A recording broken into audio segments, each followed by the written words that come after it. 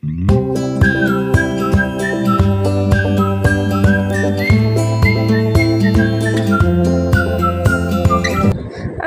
আলাইকুম everyone, welcome to my page Monica's lifestyle. So আজকে চলে যাচ্ছি 300 ফিট। আসলে অনেক দিন থেকে যাওয়া হয় না, আমি আর আমার হাজব্যান্ড অনেক দিন থেকে যাই না। সো আমরা যাচ্ছিলাম 300 ফিট। এদিকে দেখি একটা ছোট খালের মতো, খালের মধ্যে প্রচুর পরিমাণের ফোম দিয়ে একদম পুরা খাল সাদা হয়ে গেছে। আমি জানি না এটা কি, আপনারা যদি কেউ বুঝতে পারেন তাহলে অবশ্যই আমাকে কমেন্টস করে জানাবেন। সো ঈদের ছুটির কারণে রাস্তাঘাট মোটামুটি ফাঁকা আছে। জানি না 300 ফিটে কী পরিমাণের ভিড় হবে, কারণ সেখানে প্রচুর পরিমাণের মানুষ যায় ঘুরতে। সো আমরা প্রথমে সেই ভাইরাল জায়গাটায় যাব, যেখান থেকে মানে সবাই ভাইরাল হয়ে যায়, যেখানে গেলে সবাই ভাইরাল হয়ে যায়।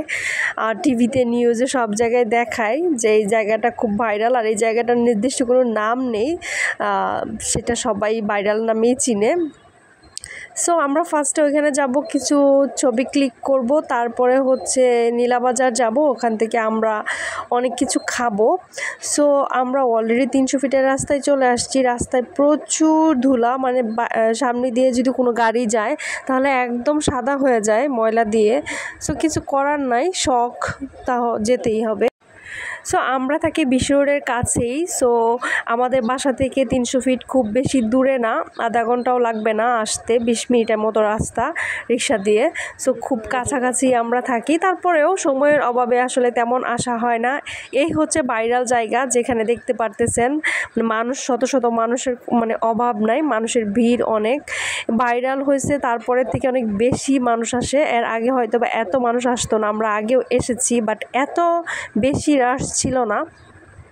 আসলে এখানে রাত্রেবেলা বেশি সুন্দর লাগে ভিউটা, এই জন্য রাতের দিকে মানুষ বেশি আসে, বিকেলবেলা খুব কম আসে। এখন যেরকম আছে, সন্ধ্যা হইতে হইতে মানুষ আরও বেশি হবে। সো এখানে অনেকগুলা ক্যামেরাম্যান থাকে কক্সবাজারের মতো, তো আপনারা চাইলে এখান থেকে তাদের দিয়ে ছবি ক্লিক করে নিতে পারবেন। তাদেরকে কিছু টাকা দিলে তারা একদম ডিএসএলআর দিয়ে খুব সুন্দর করে ছবি তুলে দেয়, জাস্ট আপনি পে করবেন, ওরা ক্লিক করে দিবে। তো এটা আসলে আগে ছিল না, ভাইরাল হওয়ার পর থেকে সবাই, অনেক মানুষ আসে, যার কারণে ওরাও এখানে একটা বিজনেস তৈরি করে নিচ্ছে, ছবি ক্লিক করে আর টাকা ইনকাম করে, এই আর কি। সো আমি সেই ভাইরাল জায়গাটায় দাঁড়ায় আমি জাস্ট কিছু ভিডিও নিচ্ছিলাম। আর আমার হাজব্যান্ডকে বললাম যে আমার কিছু ছবি তুলে দিতে। আমার অনেকগুলো ছবি তোলা হয়েছে ওর ফোনের মধ্যে, মোটামুটি ভালো ছবি তোলা হয়েছে, কারণ এখানকার ভিউটা বিকালবেলা খুবই সুন্দর লাগতেছিল, আর আমারও খুব ভালো লাগতেছিল, রিফ্রেশ লাগতেছিল, যার কারণে কিছু ছবি তুলে নিলাম। সো পিছনে যে জায়গাটা দেখতেছিলেন সেটা হচ্ছে শেখ হাসিনা স্টেডিয়ামের জায়গা আর কি, সেখানে রাখা হয়েছে, এখনও বর্তমানে করা হয় না। শেখ হাসিনা ক্রিকেট স্টেডিয়াম এখানে করা হবে, মানে কাজ অলরেডি শুরু হয়ে গেছে এখানে। তো হয়তো বা আগামী 1 বছরের মধ্যে এখানে হয়তো বা স্টেডিয়ামটা কমপ্লিট হয়ে যেতে পারে, তখন হয়তো বা খেলা দেখতে আসবো।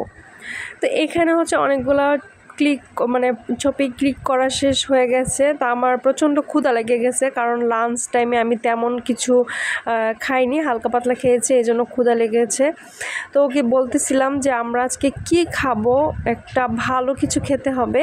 তা আমাদের ওরকম কোনো প্ল্যান নাই যে কি আসলে নির্দিষ্ট খাবো। আমার কথা হচ্ছে যে আমি বাইরে আসছি, প্রচুর খেতে হবে, বাইরে আসছি তার মানে খাওয়া দাওয়া করতে হবে ভালো কিছু, এই। তো ও বলল যে এখানে একটা সাইনবোর্ড দেওয়া আছে রিক্সা ক্যাফে, সো চলো আমরা এখানে গিয়ে দেখি, হয়তো বা ভালো কিছুই হবে। তো আস্তে আস্তে দেখি যে আসলেই মানে সামনে এত সুন্দর একটা ক্যাফে, যা বলার বাহিরে। তো আমি এখানে দাঁড়াইছিলাম, আপুরা এখানে ছবি তুলতেছিল, আর কত ছবি তুলবেন, 1 ঘন্টা থেকে তো ছবি তুলতেছেন, দাঁড়ায় আছে। এবার একটু সাইড দেন, একটু ভিতরে যাই, মানে আমরা যেখানে দাঁড়ায় আছি, আমরা যে ভিতরে ঢুকবো সেরকম কোনো পরিস্থিতি নাই, মানে ওনারা ছবি তুলতেছে তো তুলতেছেই, মানুষ যে ঢুকবে তার কোনো চান্স দিতেছে না, সাইড হন, এবার আমি যাবো এদিকে। সো দেখতে পারতেছেন, মানে আমি যাওয়ার পরে তারা আমাকে সাইড দিল, ছাড়া মানে সাইডেও দাঁড়ায় না যে ঠিক আছে মানুষ আসতেছে একটু দাঁড়াই সাইডে, তারা পিক ক্লিক করা নিয়ে ব্যস্ত। তো ভিতরের ভিউটা এত সুন্দর ছিল, সব কিছু এত ন্যাচারাল ছিল, হারিকেনগুলো আমার কাছে খুব বেশি ভালো লাগতেছিল। আর রিক্সাটা দেখেন কি কিউট না, এখানে আসলে মেয়েদের জন্য বেস্ট। যারা অনেক বেশি ছবি তুলতে পছন্দ করেন, সেলফি তুলতে পছন্দ করেন, তারা যদি এই জায়গাটায় যান মানে জাস্ট পছন্দ না করে কেউ থাকতে পারবে না। আই জাস্ট লাভ ইট। মানে কি বলবো, এই জায়গাটা এত পছন্দ হয়েছে আমার। ভিউটা দেখেন, মানে হারিকেন দিয়ে সব দিকে ভর্তি, আর মানে সব গাছগাছালি দিয়ে ভর্তি। এখানে একটা আর্টিফিশিয়াল গাছ ছিল না, প্রত্যেকটা গাছ হচ্ছে ন্যাচারাল ছিল।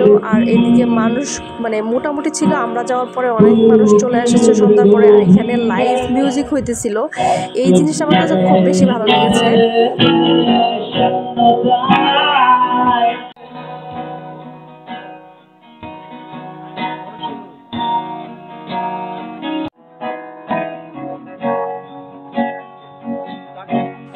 তো এইদিকে আমরা লাইভ মিউজিক দেখতে দেখতে শুনতে শুনতে কফি খাচ্ছিলাম, আর ও খাচ্ছিল লাচ্ছি। আমরা অলরেডি অর্ডার দিয়ে দিয়েছি অন্যান্য খাবার দাবার, সেগুলো আসতে আসলে একটু লেট হবে, কারণ এখানে অনেক বেশি রাশ ছিল সন্ধ্যার পরে।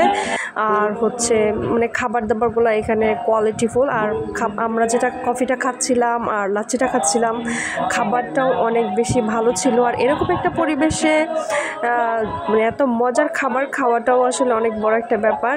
আর আমার মানে ঈদের পরে এই জায়গাটায় ঘুরে আমার একদম মন ভরে গেছে, মনে হচ্ছে যে ঈদের ছুটিটা একদম সাকসেস। কারণ এরকম একটা জায়গায় লাইভ মিউজিক, তারপরে এরকম একটা সুন্দর পরিবেশে গিয়ে খোলামেলা জায়গায় বসে একটু সময় টাইম স্পেন্ড করতেছি, আমার কাছে খুব ভালো লাগছে।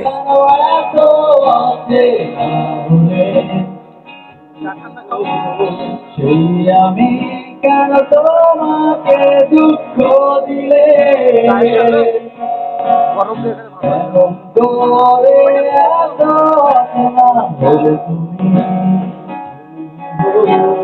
কিভাবে এত বসে গেছি আমি সব কষ্ট হাতে সরিয়ে চলো তুমি কেন বোঝো না, তোমাকে ছাড়াই আমি অসহায়।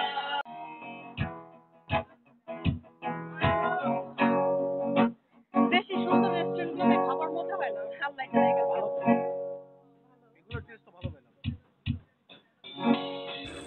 এখানে মজার একটা বিষয় হচ্ছে, এখানে চাইলে যারা গেস্ট আমাদের মতো, তারাও কিন্তু গান গাইতে পারবে। যদি সুন্দর গান গাইতে পারে, তাদেরকে যদি বলে যে ভাইয়া আমি গান গাইবো, তো ওরা কিন্তু সেই সুযোগটাও করে দেয় যে ঠিক আছে আপনি গান গাইতে পারেন। মক্কেলগুলা এখানে দাঁড়ায় আমার ভিডিওটাকে একদম নষ্ট করে দিছে।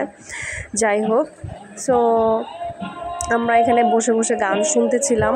অন্য একটা ভাইয়া হচ্ছে তার গার্লফ্রেন্ডকে নিয়ে ঘুরতে আসছিল মেবি, সো উনি হচ্ছে গান গাইতেছিল। আমার কাছে খুব ভালো লেগেছে যে হয়তোবা সে এটা তার গার্লফ্রেন্ডকে উদ্দেশ্য করেই গাইছে, একটা খুব রোমান্টিক গান গাইতেছিল, আমার কাছে খুব ভালো লেগেছে।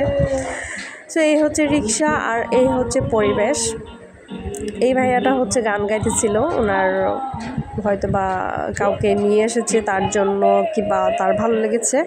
সো আমার কাছে সবথেকে ভালো লেগেছে রেস্টুরেন্টের যেই ইয়াগুলা, ইন্টেরিয়রগুলা দেখতে পাচ্ছেন, এখানে একটা দোলনা আছে।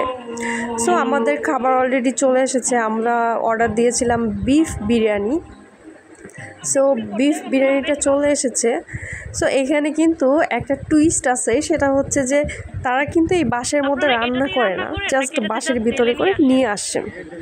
তা আমি আবার ওনাদেরকে জিজ্ঞেস করতেছিলাম যে আপনারা কি এখানে বাঁশের ভিতরে রান্না করে নিয়ে আসছেন, নাকি জাস্ট আর্টিফিশিয়ালিটির ভিতরে নিয়ে আপনি সার্ভ করতেছেন। তো উনি আবার বললো যে না, আমরা আসলে বাঁশের ভিতরে রান্না করি নাই, জাস্ট এটার ভিতরে করে নিয়ে আমি জাস্ট সার্ভ করতেছি এই।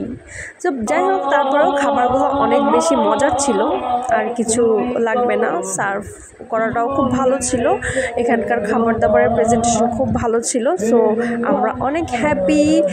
এইখানে আমাদের একজন গেস্ট চলে এসেছে, দেখতে পাচ্ছেন একদম কিউটি, সে বসে আছে, তাকে খাবার দিলে সে খাবে না, সো সে বসে আছে, বসে থাকুক, আর আমরা এদিকে খাওয়া দাওয়া এনজয় করি। কি বলেন?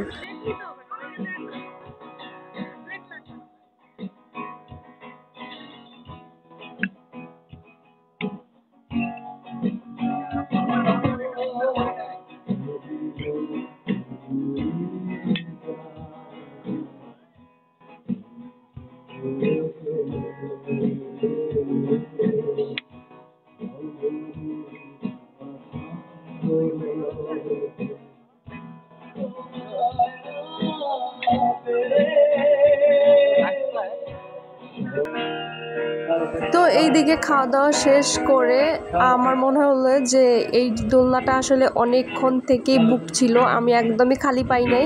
একের পর এক ফটো সেশন হচ্ছে, সবাই ছবি টবি তুলতেছিল। সো আমার ওরকম ছবি তোলা হয়নি, তো ওকে বললাম যে আমার কিছু ছবি তুলে দেন। সবাই তো ছবি তুলতেছে, আমি তো একদমই চান্স পাচ্ছি না বসার। সো আমাদের আসলে খাওয়া দাওয়া ঘোরা অনেক মানে বসে রেস্ট করা সব কিছু শেষ, আমরা এখন বের হয়ে যাব। বাট আমি সব কিছু অনেক মিস করব, কারণ রেস্টুরেন্টটা এত বেশি জোস ছিল। আমি তো অবশ্যই আবার আসবো, আপনারা চাইলে আপনারা ঘুরে আসতে পারেন, কারণ অনেক বেশি ভালো লেগেছে। আর আমার মনে হয় যে স্পেশালি এই রেস্টুরেন্টটা মেয়েদের জন্যই বানানো হয়েছে এত সুন্দর করে, স্পেশালি ছবি টবি তোলার জন্য খুব ভালো লাগছে। তো আমি অনেক ছবি ক্লিক করছি, কি বলবো। লাইভ মিউজিক ছিল এখানে, আর রেস্টুরেন্টটা এত ভালো ছিল। রিক্সা ক্যাফে, একটা রিক্সা ছিল এখানে যেটার মধ্যে মেয়েরা অনেক মজা করে সেলফি তুলতেছিল, আর আমি অনেকগুলো ফটো তুলছি। আর ভিতরে প্রত্যেকটা জিনিস একদম অরিজিনাল, হারিকেন থেকে শুরু করে গাছ থেকে শুরু করে কোনো কিছুই আর্টিফিশিয়াল ছিল। তো আমরা ওখান থেকে বের হয়ে চলে আসলাম ভিতরের দিকে। সো এইদিকে আর অনেকগুলো রেস্টুরেন্ট আছে, তো ও বলতেছে যে চলো আমরা এখান থেকে কিছু ফ্রাই খাই বারবিকিউ করে। সো আমরা এখানে চলে আসলাম, দেখতে পারতেছেন এখানে আছে অক্টোপাস, কাঁকড়া, তারপর লবস্টার ছিল, এখানে ছিল কোরাল ফিশ। আসলে এখানকার ফিশগুলো খুব বেশি এক্সপেন্সিভ ছিল না, একদমই রিজনেবলের টাকা মানে প্রাইসের মধ্যে ছিল। এত বড় বড় মাছগুলা মাত্র 1200 টাকা করে ছিল, হয়তো তাদেরকে 1000 টাকা করে বললে দিয়ে দিত, এরকম কিছু আমরা নেইনি পরে, কারণ আমাদের দুজনেরই পেট ভরা ছিল। আমরা জাস্ট মানে ডিনার করে ফেলছি, আর নয়তো অবশ্যই এখান থেকে একটা ফিশ খাইতাম, কারণ ফিশগুলো একদম ফ্রেশ ছিল আর প্রাইসও খুব রিজনেবলের মধ্যেই ছিল। সো এটা যে কেউ অ্যাফোর্ড করতে পারবে, এটা কোনো ফ্যাক্ট না। সো এখানে যে মাছগুলো ছিল সবগুলো একদম ফ্রেশ ছিল, অনেকেই খাচ্ছে। সো যারা আসে এখানে সবাই হচ্ছে কিছু না কিছু ট্রাই করে, আর এখানে হচ্ছে রাতের বেলা খুব মানে মজা করে অনেক কিছু খাওয়া যায়। যারা ফ্রেন্ড সার্কেল নিয়ে আসে তারা অবশ্যই দেখবে। এখানে দেখতে পাচ্ছেন হাঁসের মাংস রান্না হচ্ছে। এখানে মানে প্রতিদিন ওরা 10টা-12টা করে হাঁস রান্না করে, এটা প্রতিদিনই শেষ হয়ে যায়।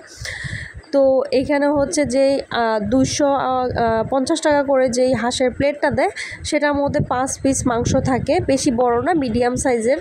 সো আমি এখানে অনেকবার এসেছি, আমি অনেকবার খেয়েছি। যাই হোক, আজকে যেহেতু বিরিয়ানি খেয়েছি সেহেতু আমার পেট ভরা, আমি তেমন কিছু খাবো না। সো দেখি একটু ঘোরাফেরা করে কিছু কেনা যায় কিনা। আমি আসলে চিন্তা করছিলাম যে আমি একটু কানের দুল কিংবা কোনো টেডি এই টাইপের কিছু কিনবো। সো এইখানে দেখলাম যে অনেকগুলো টেডি ছিল, কিউট। সো আমার এখান থেকে তেমন টেডি কিনা হয়নি, বাট আমি কিনেছি কানের দুল, তারপর হচ্ছে আরও কিছু জিনিস কিনেছি যেটা হচ্ছে ভিডিওতে দেখানো হয়নি। এখানে চুড়িগুলা ছিল অনেক বেশি সুন্দর, আর চুড়ি মেয়েদের অনেক পছন্দ জানেনি, আর আমার অনেকগুলো চুড়ি আছে অলরেডি। আর এখানে একটু মেয়েদের জিনিসের দামগুলো একটু বেশি মনে হচ্ছিল আমার কাছে, যার কারণে আমি নেইনি। বাইরে থেকে নিলে হয়তো বা এর অর্ধেক টাকায় আমি নিয়ে নিতে পারবো, যার কারণে শুধু এত কষ্ট করে এত দূর থেকে নিয়ে আসার কোনো প্রয়োজন নেই, আমি আমার বাসার কাছ থেকেই কিনে নিব। সো এই নৌকাটায় আমি কখনো ওঠার সাহস করি নাই। আপনারা যদি কেউ উঠে থাকেন আমাকে জানাবেন। আমার এইটুকু সাহস হয় না এখন পর্যন্ত যে আমি এই নৌকায় উঠব। দেখতে পারতেছেন নৌকাটা, এটার মধ্যে একটা মেয়ে উঠছে, সাদা ড্রেস পরা দেখতে পারতেছেন। মেয়েটার জন্য আমার খুব ভয় লাগতেছিল যে মেয়েটা কি পড়ে যাবে কিনা। মেয়েটা এত জোরে চিৎকার করতেছিল যে থামাও আমি নামবো, বাট এটা আসলে টাইম মতোই থামবে, আমাদের কথাই থামবে না, কিংবা কেউ চাইলেই এটা থামানো পসিবল না। দেখতে পারতেছেন মেয়েটা কিন্তু চিল্লায় কাঁদতেছে। তো আমার কাছে মনে হলো মাঝে মাঝে যে সে কি অজ্ঞান হয়ে গেল কি না, মানে সেজন্য আমি মানে খুবই ভয় পাইতেছিলাম। এটার মধ্যে উঠার আসলে সাহস হয় কি করে আমি সেটাই বুঝি না, আমার এত সাহস হয় না, আমি কখনো উঠতেও চাই না। আমি জাস্ট কখনো যদি ওরকম মানে ইচ্ছা করে তাহলে হয়তো আমি দুলনায় উঠতে পারি হাইস্ট। সো আমরা বাইরে থেকে চলে আসলাম। আমার ভিডিওটা লাইক কমেন্ট শেয়ার করবেন, সবাই ভালো থাকবেন, আল্লাহ হাফেজ।